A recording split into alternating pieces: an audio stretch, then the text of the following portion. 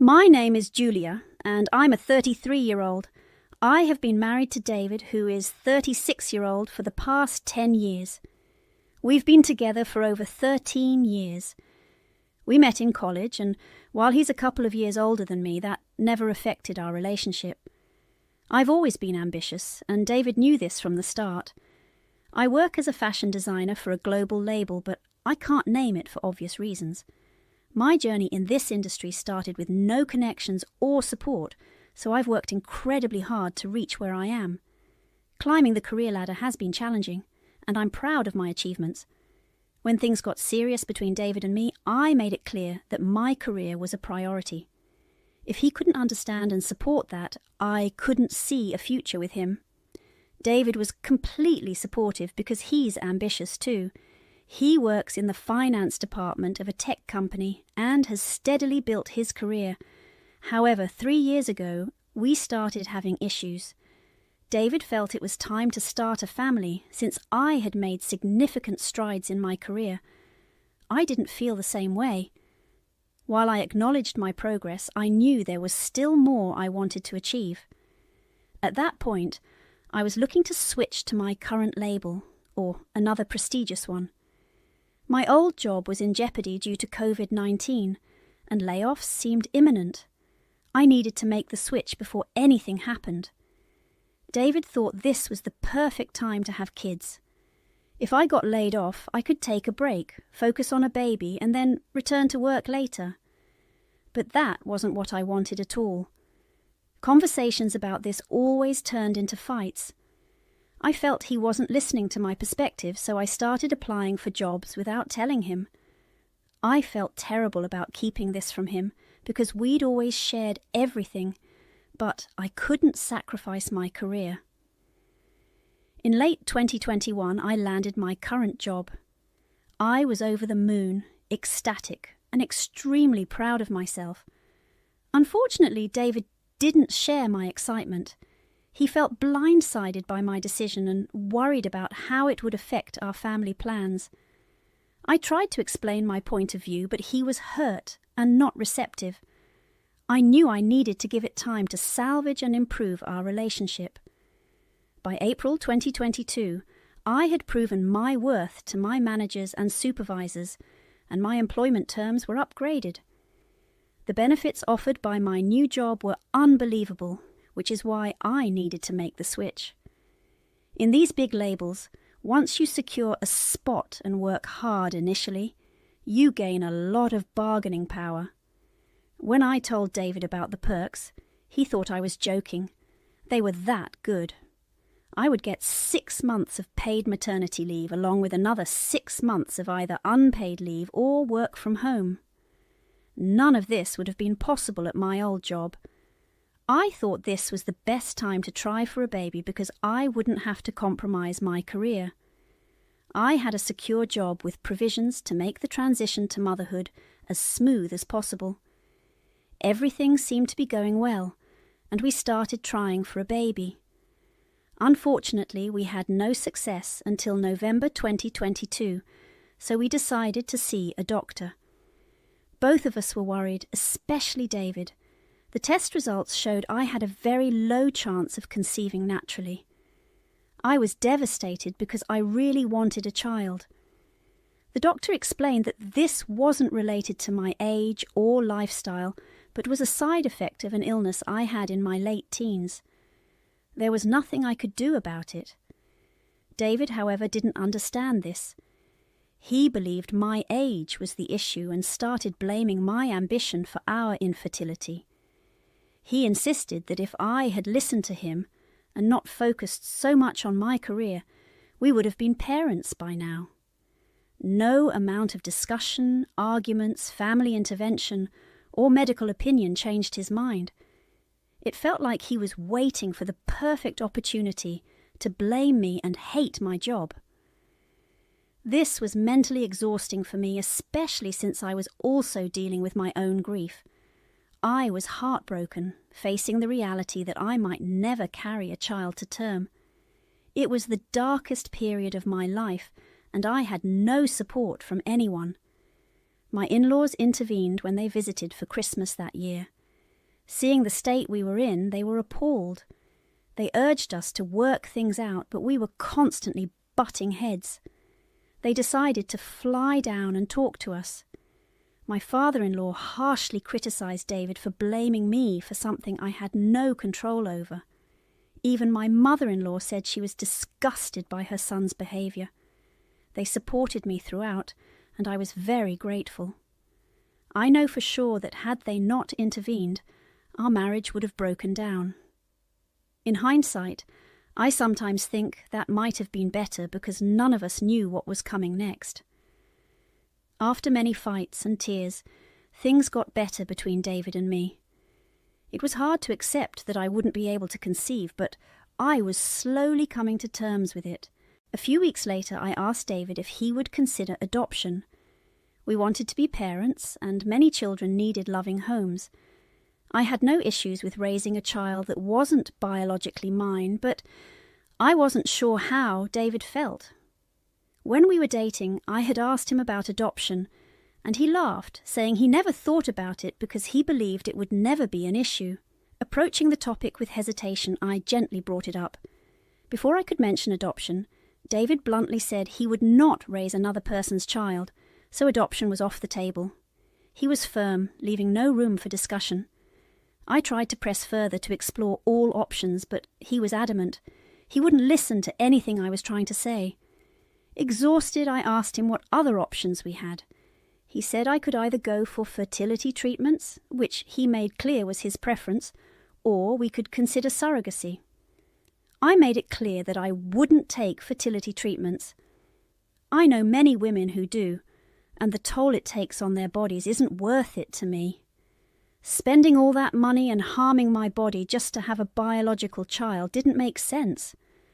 Both of us vetoed each other's first options. Mine was adoption, which he wasn't okay with, and his was fertility treatments, which I refused to entertain. The common ground that seemed somewhat acceptable to both of us was surrogacy. Neither of us preferred it, but after a lot of back and forth, we decided to go for it. Luckily, we found a willing surrogate very soon. It was his co-worker, Anna, a 27-year-old woman. He suggested her, saying she would be more than happy to help if we were a match. I was relieved that we didn't have to search hard for a surrogate, but I should have been more cautious. It seemed too coincidental that she was ready and willing so quickly, but at the time I was just grateful that the first part of the process was sorted. Anna went through some tests and intense doctor's appointments, and the doctors were optimistic. She was young and fertile, with a good chance of carrying the pregnancy to term. The samples had been collected and stored beforehand, so only the implantation remained. Once the paperwork was done, the doctors scheduled the big day. David and I were excited and anxious. Anna looked tense but put up a brave front for us. After the implantation, we were asked to come back in 2 to 3 weeks to see if it had been successful. Anna was given a to-do list, with the main point being to avoid stress. The next few days were a blur. We stayed in constant touch with Anna and visited her daily. When we found out the implantation was successful, it felt like the happiest day of my life. Any worries or regrets melted away. During the first trimester, we didn't announce the pregnancy to anyone. We planned to share the news in the 4th or 5th month. The first few weeks after the success were great. We stayed in touch with Anna and helped with any medical issues. However, by the 1.5-month mark, Anna's morning sickness became severe. She had to take sick leave from work. The doctors prescribed mild medicines, but essentially told her to tough it out, saying it would likely last the entire trimester, if not longer. Around this time, I fractured my right wrist and needed help around the house. David's attention was divided. I couldn't check up on Anna due to my injury, but David took charge. What began to irk me was that he seemed nonchalant about my injury, focusing all his attention on Anna. He wanted to spend every free moment either with her or talking about her. I tried not to say anything. understanding that David was juggling a lot, but I got snappy with him. It all came to a head when he asked if I even cared about our child, and I snapped back, accusing him of not caring about me. After this eruption of anger, we sat down and discussed our feelings. He promised to do better and make me feel important, and I trusted him. For the next few days, his behaviour towards me improved. He was more attentive, and we spent more time together, but his mind seemed elsewhere.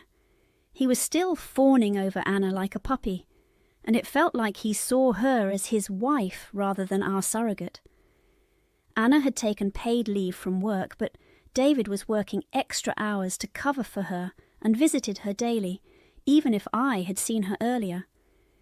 The first thing David did after work was drive to Anna's place for what he called bonding time. It wasn't just with our surrogate. He was bonding with her. He'd come home, changed, eat, and go straight to bed. Our married life became dead. We didn't talk unless it was about Anna. His focus was not on our child, but on the surrogate carrying our child. Being around that constant talk made me feel inadequate and incomplete as a woman.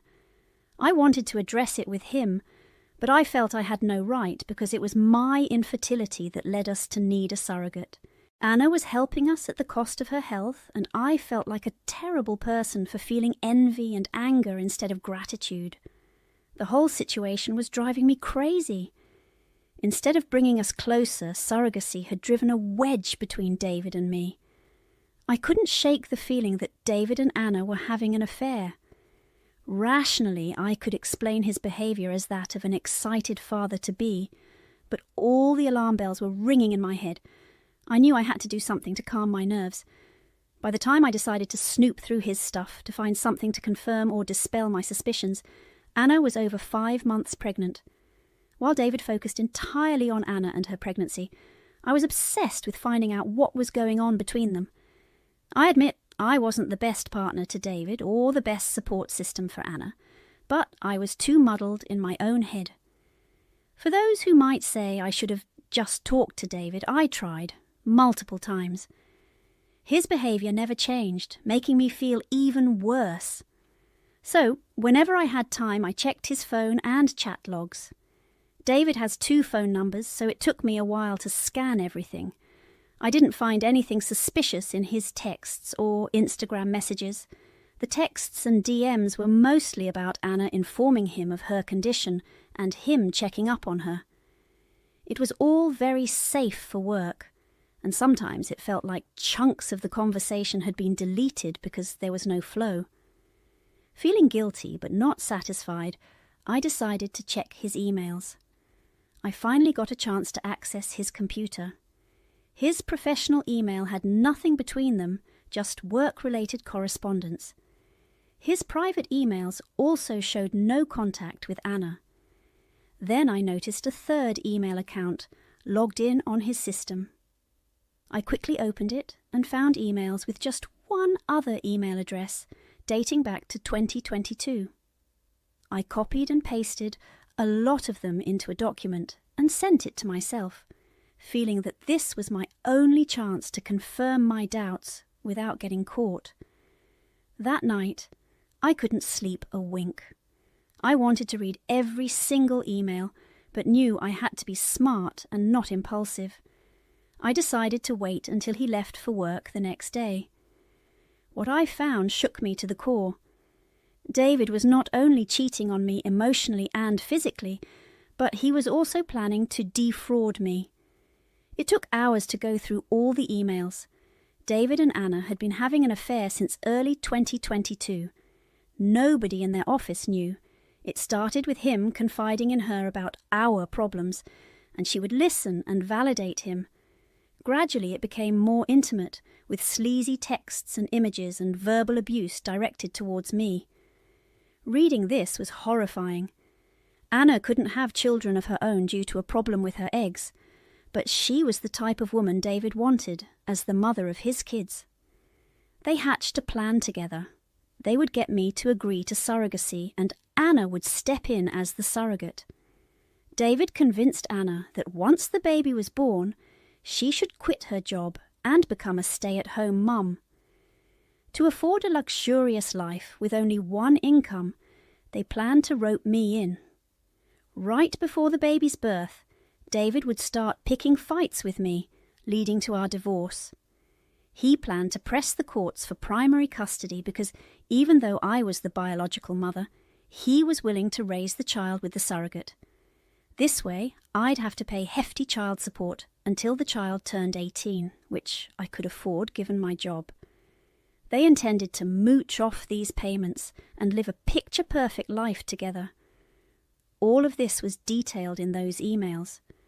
At first, I didn't even feel hurt. I just felt shocked and numb. My brain couldn't process the months of meticulous planning. If they were so happy together, if he didn't want to be with me, he could have done the respectable thing and told me.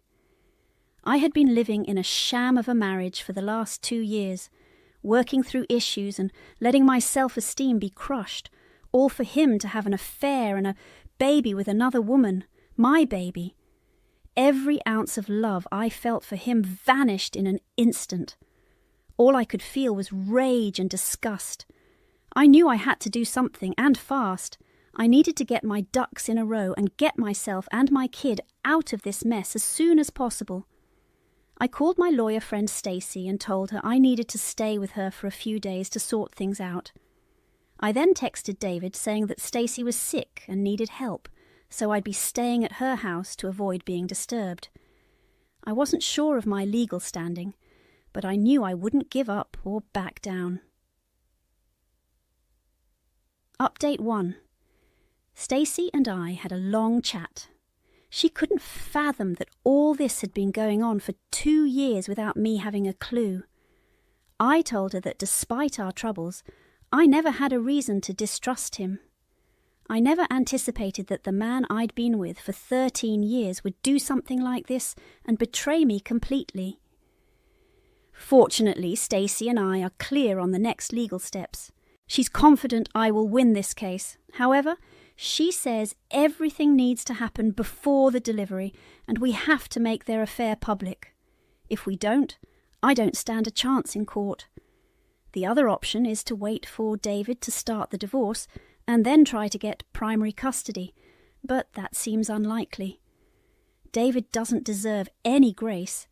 He deserves all the mudslinging that will come his way. I can't wait to expose him and Anna in court, to our families, and most importantly, at their workplace. That's the only way I can get my revenge. Update 2. It's been 3 days since I read his emails. After spending a day with Stacy, I went home for a day and packed all my important stuff while David was at work. I didn't want him to suspect that I knew anything or that I was planning something, so I behaved as normally as possible. Stacy was getting the divorce papers in order. Today, right after David went to work, I took all my stuff and went to Stacy's house. She had already sent the divorce papers to his office and a notice to his boss, informing them that 2 employees were involved in a long legal suit on grounds of adultery and fraud. This was meant to make management aware of the affair between my soon-to-be ex-husband and his partner. It had the desired effect because David has been trying to contact me through all means possible, calling, leaving voicemails, texting, and even using his friends' and colleagues' phones. Stacy advised me not to answer any unknown calls and to record any that I do take because anything he says from this point on can be used as evidence. His messages are already incriminating. He alternates between begging me to come back and calling me every name under the sun. Surprisingly, Anna hasn't contacted me, though I'm sure David has informed her of the recent developments. I think I finally have the time and luxury to grieve the loss of my marriage and the life I once knew. The confrontation is over, and I've been in fight mode since I found out. Now, I can finally let myself feel all the emotions I've been bottling up for the last few days. Update 3. It's been a month since I served Zach with divorce papers, and things are looking good on my end, if I may say so myself. I've moved in with Stacy for now, but I'll finalise my lease for a new apartment by the end of the week. It's a 2-bedroom place in a decent part of town and fits my budget perfectly. Zach got fired, which was what Stacy intended when she leaked information to his boss. Now, with no income, Zach and Anna can't claim custody of the child when it's born.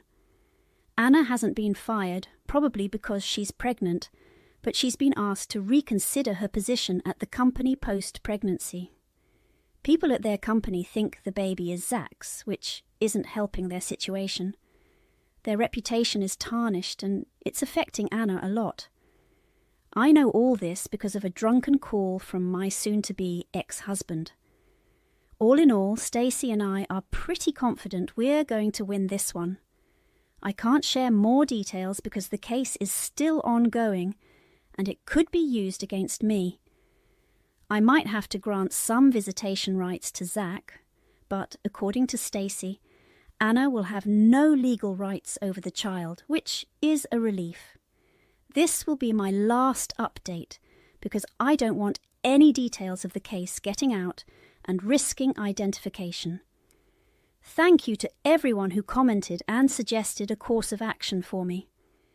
I'm very grateful, but now I'm taking a break from Reddit and